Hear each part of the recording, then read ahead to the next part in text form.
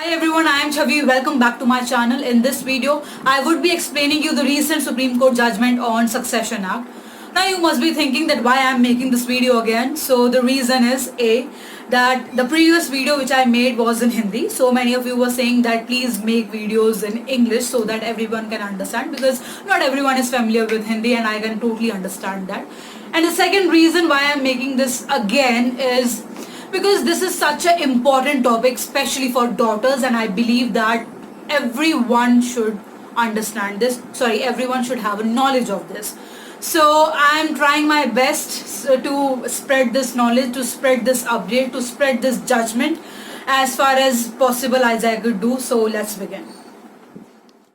So before jumping into the video, I would like to quickly run you through the previous scenario which used to happen in our society, in our country.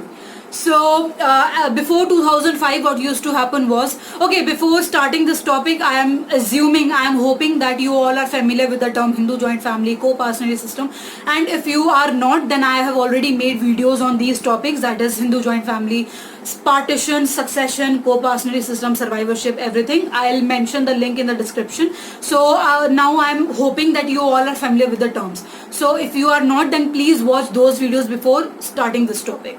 So let's begin. So what used to happen before 2005 was that in a Hindu joint family, only co-partners were having the right in that co-partner property. And when we talk about who all are the co-partners, then only males were having the right to become co-partners.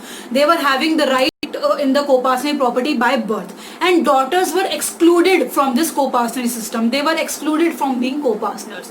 Then what happened after 2005 was, in 2005, big amendment, I would say, a remarkable step was taken. Why I am saying this remarkable and important was because in 2005, amendment was made in section 6 of Hindu Succession Act. In that amendment, what happened was that daughters were introduced as co-partners. So this was the very important and a remarkable step in the Hindu Succession Act. So when daughters were introduced as co-partner, then daughters were having all the rights and liabilities as that of a son. But still there were many questions which arose. The first question was whether married daughters would be having the right in that co-partner property. So many questions were there. So many judgments were also held there. So the first judgment was that Prakash versus Phulvati. So in Prakash versus Phulvati, it was held that only living daughters of living co-partners would be having the right in the co-partner system. Which means that if the father would be alive from 2005, then you must be thinking, from which 2005, there are 12 months in 2005. So the month is September and the date is 9th. So from 9th September 2005, if the father is alive, then only daughter would be entitled to have right in the co-partner property, otherwise not. So this was held in Prakash versus Phulvati. Then another case came, that is Dhanamma versus Amar. But in that case, what held was that in that case, father passed away in 2001. But in that case, the share of that property was also given to the daughters. So there were two major cases, that is Prakash versus Phulvati, and the second case was Dhanamma versus Amar. But still there were many confusions. So everybody was following the principle that if the father is alive from the date of 2005, then only daughter would be entitled to have a co-partner system. So there were many confusion, there were many issues which arose. So finally now the situation is settled. Now what recently, 2 days back, Supreme Court held was that only daughters always remains a loving daughter throughout her life.